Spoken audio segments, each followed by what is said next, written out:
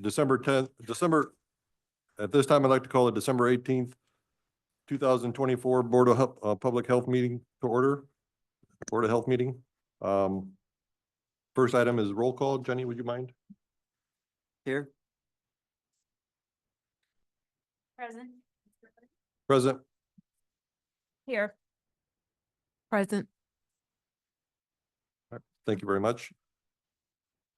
Next item on the agenda is the approval of the agenda. So everybody has a draft agenda in front of you. Entertain a motion to approve. Or I will move to approve, and then when we get to new business, we can do what we need to do then. okay. Right. Yes. Second. Well, a motion and a second. Any further discussion on the agenda? Hearing none. All those in favor say aye. Aye. Opposed, same sign. Motion carries. Next item on the agenda, board president announcements. Just a quick appreciation for all staff and the board for all you've done this year. Happy holidays, Merry Christmas. Thanks for covering for me last month, Dr. Lindeman. Sounds like it went really smooth, so now I can miss more meetings. So also, I guess, a real quick comment on the state budget. I've been talking with some of our representatives about the budget process, which will begin right away in January. So please do everything you can with your representatives to encourage them to continue funding the Health First Indiana program and investment in public health to as much as they did in the last year, and they can even go higher if they want. So as we know, the Medicaid issue has put some strain on them and their budgeting decisions. So anything you can do with your representatives, please please do that. Please let them know it's important, and a good investment in public health can actually help with the Medicare Medicaid expenses. So that's all I have to say on that. Next item, health officer's presentation and report. Did we approve the minutes? Did I skip over it? I'm sorry. Going backwards, approval of the minutes. So everybody has the last month's minutes in front of them. Entertain a motion or discussion. You made a motion to approve. No, that was the agenda. That was the agenda. Yeah.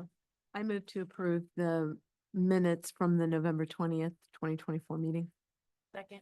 We have a motion and a second. Any further discussion on the minutes? Hearing none, all those in favor, please say aye. Aye. Opposed, say nay. Motion carries. Moving on to the health officer presentation and report now. Dr. McGlory. Hopefully all of you have received your packet. It's quite thick that we sent out for the month.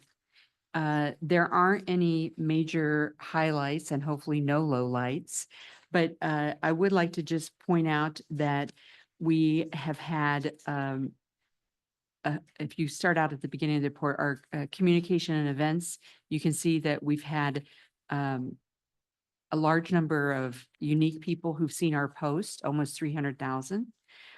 We have had an ongoing increase in participation in our new EMBER program, the maternal education classes and support group that we are holding at the Beacon on the west side of town every Tuesday night.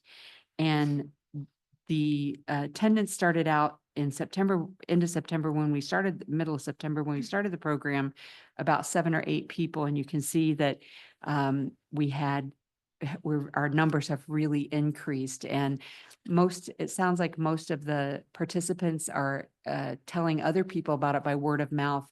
And that's really seemingly how we're reaching the most people that we're doing. The KPIs for our community partnerships and development, those are key performance indicators, and they are not the same for each organization. Every organization has a different KPI depending on what area of health they're working on. But you can see that the KPIs are way and above beyond. So let me give you an example. If you say you're going to serve 20 extra meals through Cultivate Food, and that KPI was KPI number 3, they're 227.5% higher than what their goal of 20 was. So many of our partners are achieving way above and beyond their goals for the quarter. And so we're very happy with that. The beginning in January, we will move from reporting our KPIs on a quarterly basis to a monthly basis. And we will be submitting them to the state at the end of every month through the Red Cap. They want us to send it down through Red Cap, so everybody's on the same platform and our numbers are reported the same. This is to demonstrate to the state on a monthly basis where we are, what we're doing, where our KPIs are. The KPIs are standardized for each area of each pillar of health that is being addressed. And that way they can kind of see how counties are doing, but also to hold us accountable and transparent for how we're spending the money. They want to make sure our legislatures want to make sure that we are getting bang for the buck that they're putting into it. So we'll be reporting them monthly. We're working closely with all of our community partners to make sure that we help them in doing that as well. We want to set them up for success. Does anybody have any questions about the rest of the report? The KPIs look great, just out of curiosity, they'll not be negative, but what's going on with number one? I don't, Any- I'm not sure if, Jenna, if you have any thing to add to that. Was that everyone's first KPI a particularly difficult one to attain for their organization?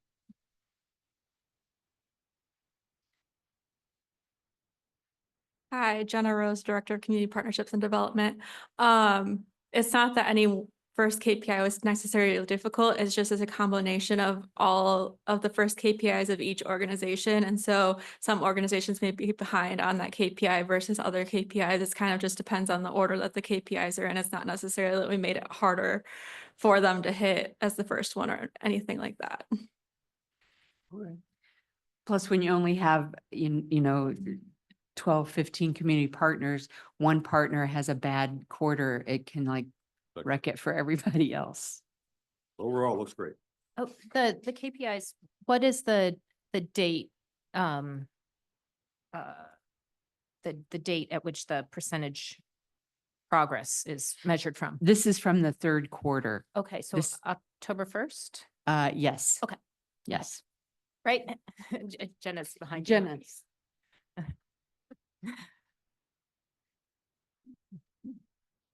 So the progress is January to October, I believe. So it's the full year up to that point. It's not just the third quarter three. I think it's all of that, all of it combined from that point, and we just measure it in October. I'm pretty sure that's how that is measured. So but I it's the could be wrong. The cumulative KPI. Yeah. then. Thank you, Yeah. Jenna. I had a couple of questions. First of all, when you brought up Ember, I wondered, it sounds like it's doing really well and that the participants are really interested in the program and the community. Do you have a sense when the kind of initial cohort has gone through the education component? Do you think there'll be a way to kind of spin it off or kind of help them so they can, do you think kind of continuing that community aspect on their own, do you think that individuals might be interested in being able to do that? Or, I mean, I don't know. It's not something that I don't think the health department should necessarily be running anymore, but it seems like encouraging a way for maybe continuing that community support among the moms. So we are actually going to continue the education program. Okay. We saw a lot of participation, even greater than we anticipated. Mhm. We thought maybe we would see at most 50 moms Mhm. and the class participants to be 50. We saw 68 people registered. And then I think roughly we had 100 and maybe 69, 70 participants throughout the classes. Oh, wow. Yeah, so we had a very big impact, but a lot of it was a lot of the same women kept coming to get more information. Mhm. One thing we thought was that if we design it for first, second, third, fourth trimester, women would come to that class that coincide with their trimester. Mhm. They did not do that. They wanted to come to every class. We talked a lot about the maternal mental health building your village. And what we found is that had became a village for a lot of the moms where they were leaning on and helping one another. Mhm. They want more education. They ask for more things in our surveys. So what we're doing now, the last class just ended yesterday. We're doing an evaluation period where we're going to take all of the feedback from the surveys and do standalone classes. So Mhm. we can really focus a lot on safe sleep, for example. We have car safety, they're certified, our CHWs and our MIH coordinator. So we're going to build it out separately where they can come and continue to get that education all year. In addition to other community partners coming to teach in, we've reached out to E. Blair and they're interested, their residents in coming to teach in addition to other partners. So we're going to continue that. Do you think you might also expand this program to other locations in the And county? we talked about that during our evaluation too. It's just right now we're not ready. We Mhm. want to make sure that we build it and we work out all the kinks in this Mhm. location so that when we choose somewhere else, it's that much easier. Mhm. Okay. Yeah. Well, it's great to hear that it seems to be going better than expected. Yeah, So- yes, yeah, we're excited. And Yeah. our community partners are excited too. Oh, good. Well, thank you for all the work. Thank you. Thank you. And actually, I also wanted to know, they talk also about, there's a community health worker in Lakeville who facilitated a partnership with Cultivate, between Cultivate and the Lakeville Fire Department. Maybe I was curious about that and how that works. Is it, are they delivering to the fire department? How are? Yes, Okay. so our community health workers, a lot of them have an account with Cultivate where they will let you get meals for families that are experiencing food insecurities. Okay. And so for the community health workers who are closer in the county limits, that's Mhm. easier for them to Mhm. navigate. Kayla, the CHW out in the Walkerton Lakeville area, Mhm. you know, that drive is Mhm. more. So one thing we encouraged her was to, in that community, seek out a partner that would be willing to, because that's something that's needed.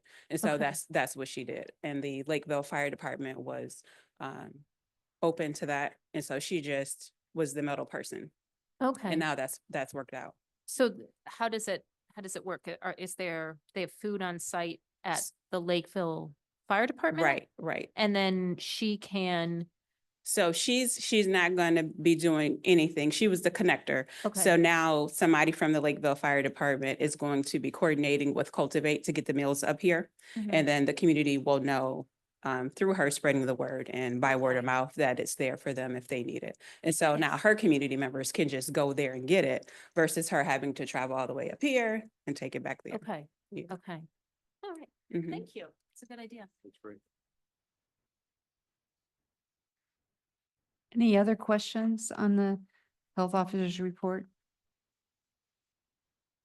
Any other questions for Dr. McLeary? We're going to be working with some of our other first responders in the community, paramedic programs and police or fire departments for seniors in the community. They have in a couple of the townships, Safe Seniors Program. They can go in and assess the home for fall risks at the person's request. Come in and assess for fall risk, and we'll help with needs assessments potentially. Actually, this is maybe another idea about spreading information about community health workers, because, which I told Michelle about, but, our parish, the church I go to has a St. Vincent de Paul Society that provides, they collect food and provide it to members in kind of the immediate community who might need it. And a lot of parishes have that sort of program. But I was talking to somebody at the parish who's involved in that program, and he said, you know, you come, you deliver food, you see they have all these other needs, and you don't know what to do because you're a volunteer. You don't have this access to resources. But Michelle gave me one of the community health worker flyers, so they can give that out to people when they're making food deliveries. But I'm thinking of all of churches, I mean, in small community groups that do this sort of service work that might kind of go under the radar, but just sending out flyers to them so that when they're making connections, you know, or somebody's coming in for help with at a church or wherever, being able to give that to them or being say, this is someplace else where you can call. It just, it seemed like the people at my parish are very happy that they have, okay, this is This something I can resource. give them so that they can like, there's at least an option, you know, for them to reach out and get other help if they need it. The community health workers are incredible. They Yeah. fill so many gaps for seniors, for, you know, young families struggling, anybody. And it's very much needed and very much appreciated. Yeah, but it's still, there's just a lot of people in the community who are just now kind of finding out Hearing about about it, that. yeah. So, yeah. Anything else? Any other questions from the board? Our spotlight today is food services. Are you? Sure.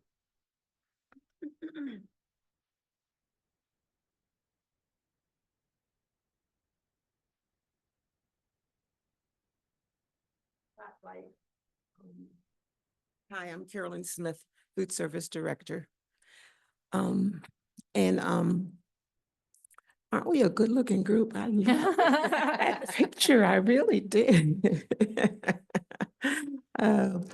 So we didn't put a whole lot in the spotlight because we tried to inform and educate at the beginning of the year so that you could have a greater insight in the day-to-day workings of our unit. And so we were just kind of summarizing because we thought we were going to be reviewing the not the food code, I'm sorry, the ordinance, but we'll talk about that later, but that's not gonna happen. So yeah, that's the foods unit. And we'll talk about the fact that we're gonna be -1 in a few days. But they work very well together.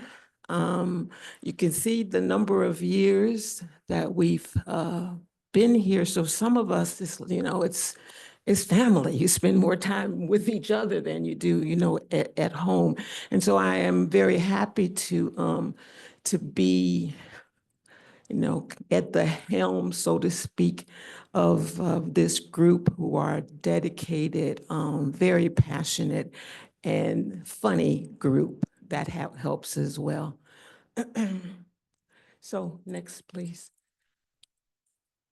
So what we've done, again, kind of a summary, is to give you a look at our numbers through the end of November 24 versus 23. And I'm not going to go through them all, but I wanted to just highlight a couple. And one is that the retail inspections in 2023 were a little higher. Actually a 6% decrease. And one just looking at raw numbers would say, well, why are you slacking? But the fact is that you can't just look at raw numbers, because while there is a decrease in the number of retail inspections, which includes opening inspections as well, there's 11% increase in the temporary inspections category. So that means that our inspectors have been spending a lot more time and effort doing temporary events. A group of them will be at Notre Dame this Friday at the playoffs. And so you have to look at the overall productivity with regard to each, component. There was also, which is not reflected in this graph, but when I looked at meetings, there was a 85% increase in meetings in 2024 versus 23. And you say, why are you? Because all year long, we have been meeting virtual meetings and some in-person meetings for the goals that we had last year. So we've been meeting all year for the new food code. We've been meeting all year for the integrated countywide program that was supposed to be implemented this year. And we've been meeting all year about other things. So an 85% increase in meetings, which when you're talking about a brand new food code, 20 years in the making, then staff had to be up to date on those changes, 35% changes in the code before we actually went to a in-person training session. So it's not wasted time. Our 2023 inspections were, let me use this term, a bumper crop. We were over the charts, in terms of the inspections that we did in 2023. So we're still on track. Everybody's getting inspected. It's just not as, when you look at the numbers, it's not as many as we did in 2024. Next slide, please. So our goals for 2024, and if you jump to the goals for 2025, they're going to be the same, because those three things that we wanted, were anticipating or expecting, we're working toward, have not been completed in 2024. So in 2025, we will be moving forward in those same things. But I've just kind of did a little synopsis, of the things that we had training, like I said, and preparation for the implementation of that. So we had monthly trainings, virtual trainings. We all in May, I think it was, went for a day-long on-site training. The public comment period for the code just ended the 6th of December with a public hearing on the 13th of December. There were no comments, no objections, no opposition to the code, but it now has to go back to the House and the governor's review. And so we still don't have a date for its implementation. So it would, just looking, it looks like we've done all this work for nothing, but it is not for nothing, because the code is imminent. It is imminent. And that's gonna be a whole nother a set of things that are going to have to change when that happens. But I joke, please bear with me, I have no more gray to get. So all the gray hair is already there, that's going to be there. Next slide, please. So the next was the update of the county ordinance.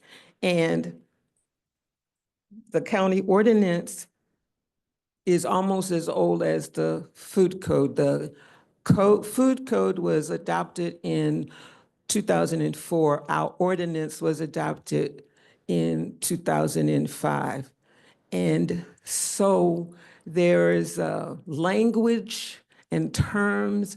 There are a few things in the code that don't actually the county ordinance that don't actually reflect how we do business, how we operate. For instance, a temporary event, a one-time celebration is for a 14-day period. That's what the state code says.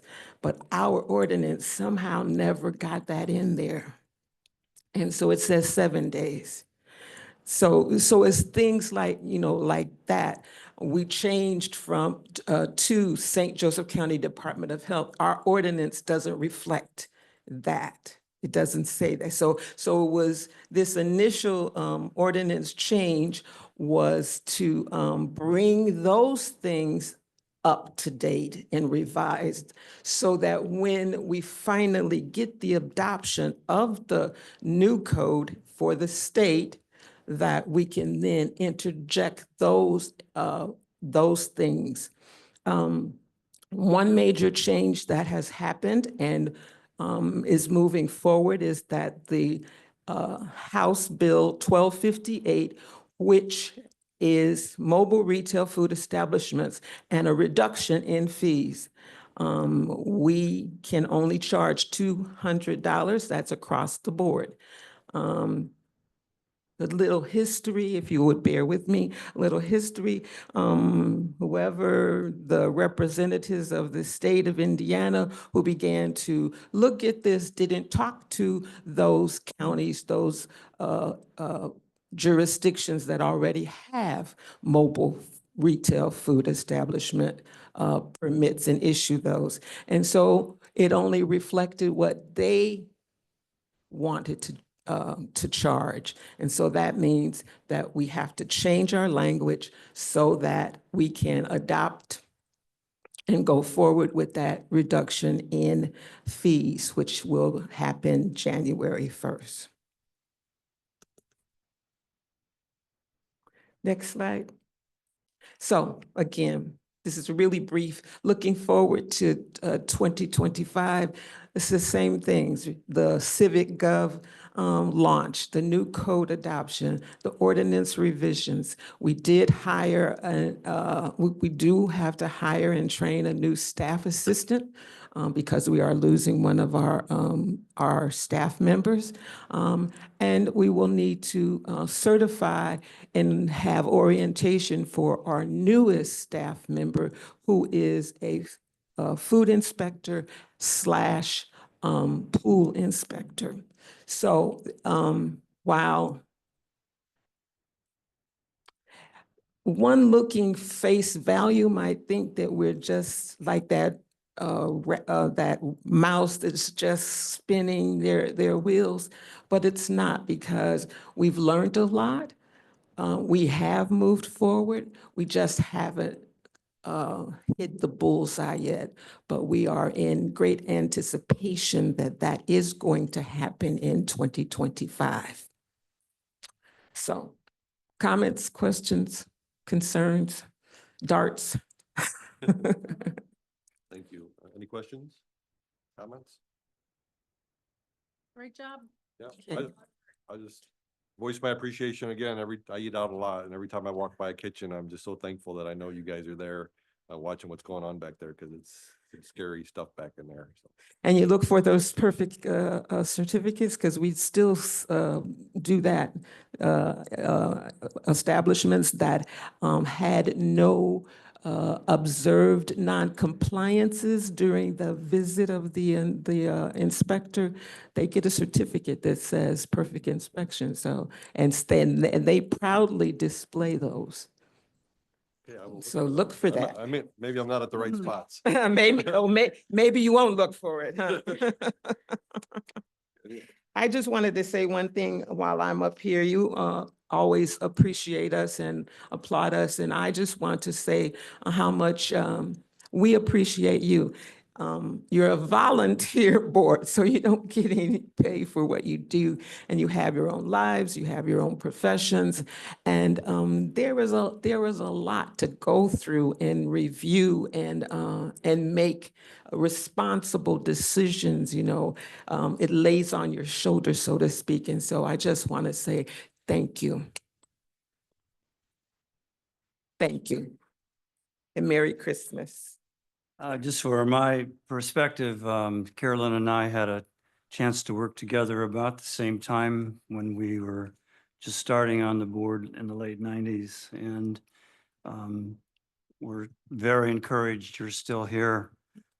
She has been for many years, the foundation of that department, and the way that she handled success and adversity and going through a number of changes and code violations and fixes and board members, but true professional in every sense of the word. And we're glad you're here. We hope you stay a long time.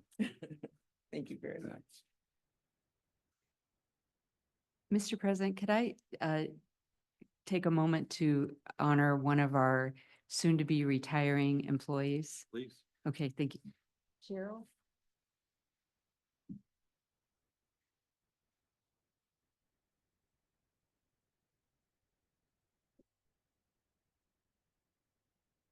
Can you tell we had a potluck celebration? Great. This is Cheryl Smith, and she has been with the Department of Health since she started working for the county 27 years ago. And she's retiring at the end of this month, sadly, for us. So congratulations on your retirement, Cheryl. It won't be the same here without you. In the 27 years that you have been with the Department of Health, you have made an undeniable difference.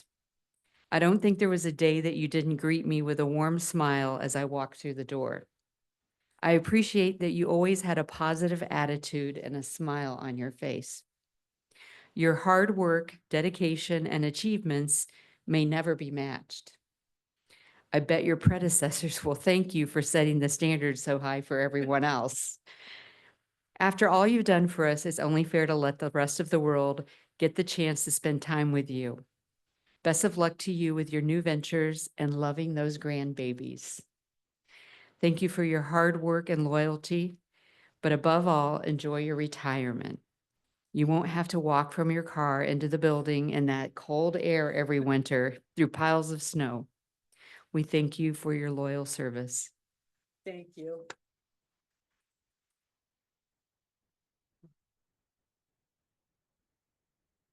I'm looking forward to being a stay-at-home Gigi. Gigi instead of Cheryl now. Yep. Thank you. Wonderful, thank you. Anything else on the health officer's report? If not, entertain a motion to approve. I'll move to approve. A motion and a second. Any further discussion? Hearing none, all those in favor, please say aye. Aye.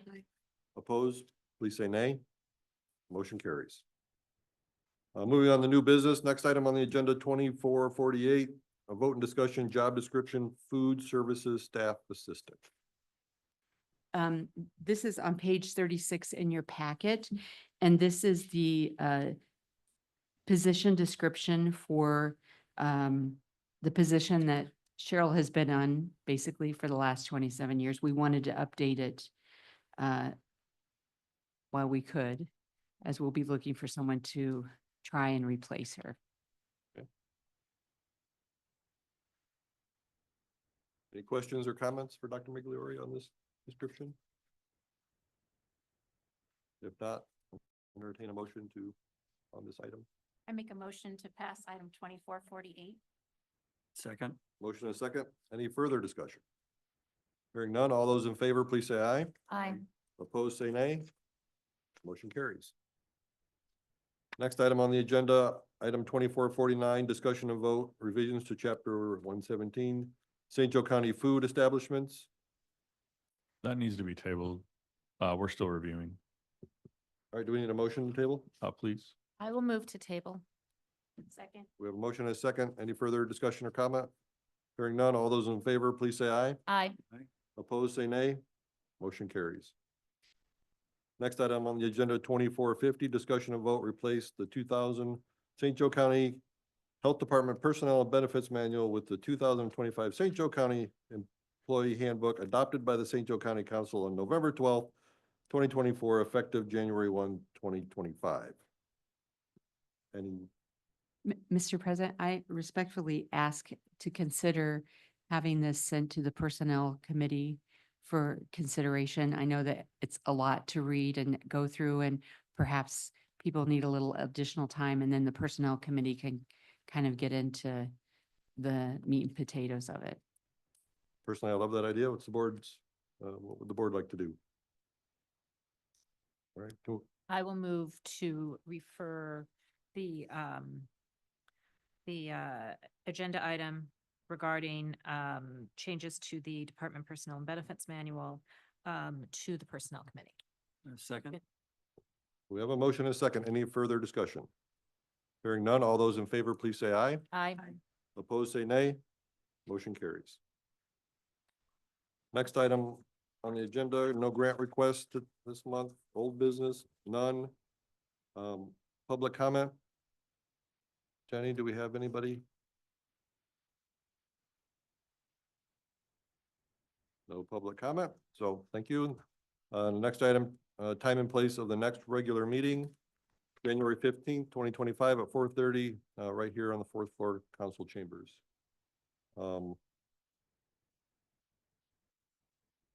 Next item is adjournment. Motion to adjourn. A motion to adjourn. All right, A second. all right. All those in favor can leave. The 15th. Thank you, everybody. Thank you. Is the heat out upstairs or something?